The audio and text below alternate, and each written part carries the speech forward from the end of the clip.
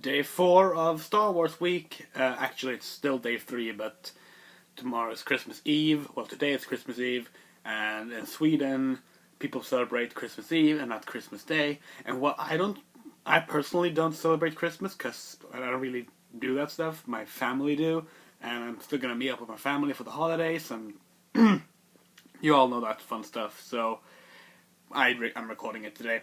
Anyway, Star Wars Episode 4, A New Hope, the first one from 1977. It's a good film. Everyone knows it's a good film. This was the first Star Wars film I saw as a kid. I used to watch it on TV when it would air.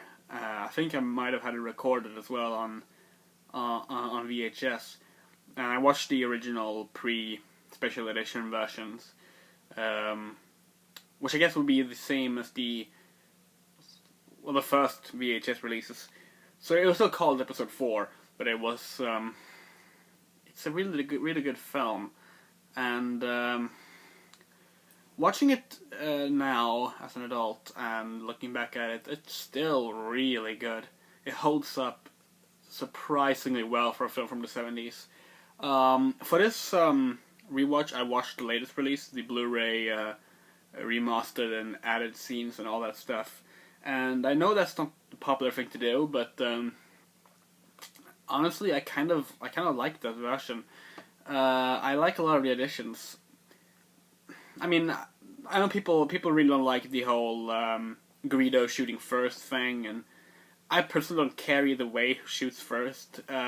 So fine if you don't like that. I get why you wouldn't like that. I just don't really care myself.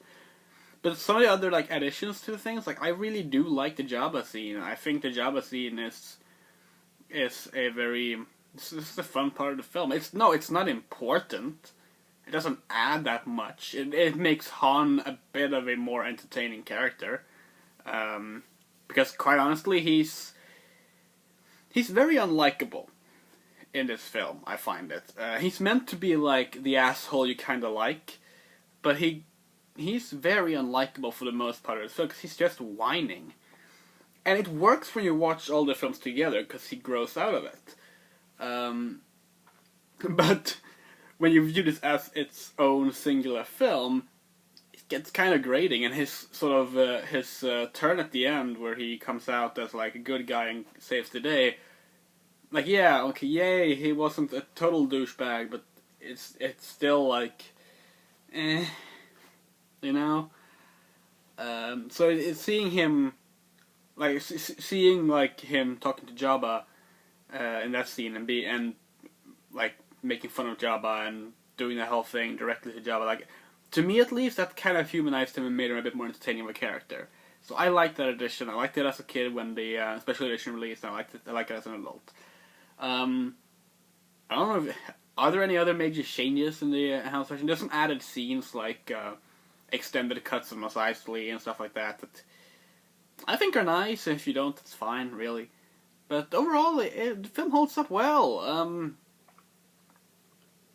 All the characters are great. I mean, the biggest issue with A New Hope, is Luke Skywalker, who, oh my god, people take issue with Anakin Skywalker being whiny, and Anakin Skywalker is whiny. At least in Attack of the Clones. But oh my god, is Luke whining. His introduction is basically just I want to go fight in the war, and they're like, gotta help on the farm, Luke, maybe next year. Aww. And it's it gets so grating at the start. It's so annoying. Yeah, Anakin was whining too, but at least he was a slave and he lost his mother. He had a bit more reason to whine than you might have to wait a year before you get to go fight in the war, Luke. But as soon as Ben Kenobi comes in, as soon as old Ben comes in, that's when the film grabs you, because Obi-Wan is great. Alec Guinness as Obi-Wan is such a good performance, and and he's actually kind of the main character in a way. He's sort of the protagonist of moving the story along, because Luke's kind of just hanging on to Obi-Wan for the longest part until Obi-Wan dies, and that's when Luke takes the role as the main character and actually does things. Until that, he's just kind of walking around. Even when they're saving Leia, yeah, they open up the cell door, but who actually took action after that? Leia did. Leia is saving herself more than Luke is saving them, apart from that door being closed, you know?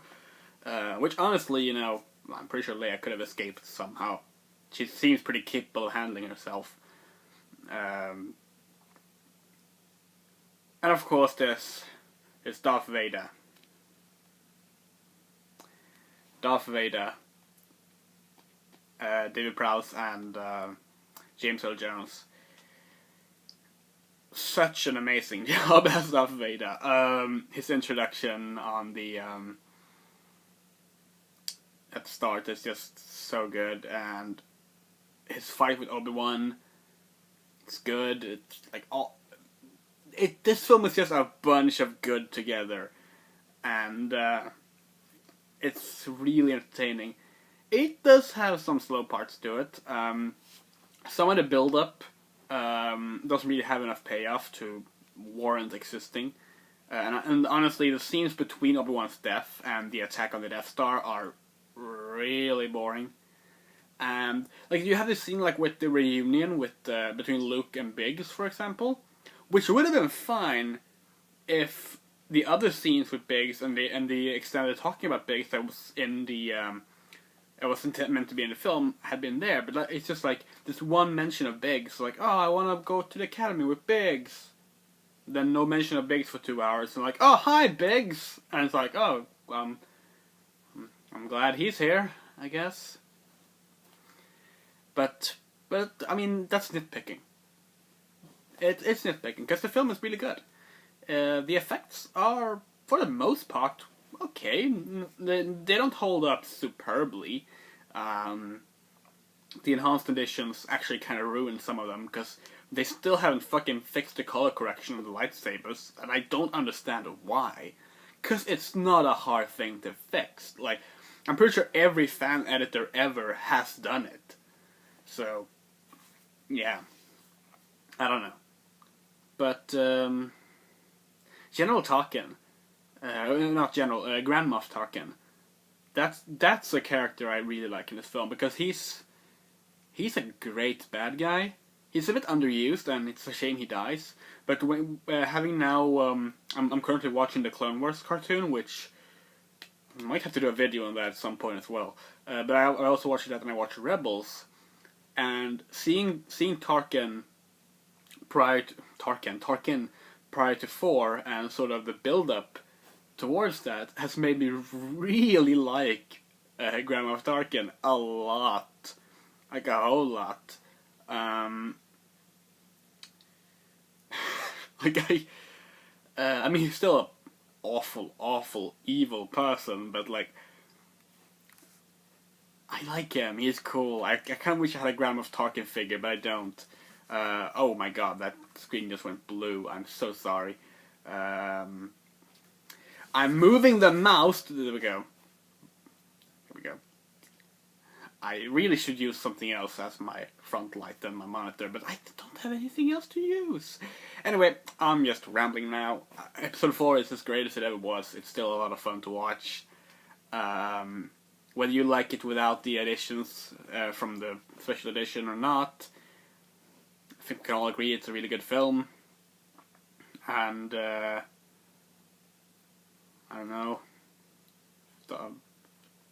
It's really funny when Darth Vader like rotates away in the TIE fighter. Everyone's kind of like when he just flies off, and that's funny. I don't know. I like my figures. I like playing with them. They're funny. I never had Star Wars toys growing up, so I'm kind of reliving my childhood now. I'm reliving the childhood I wanted to have as a kid, because now I can buy Star Wars figures. Say goodbye, Darth.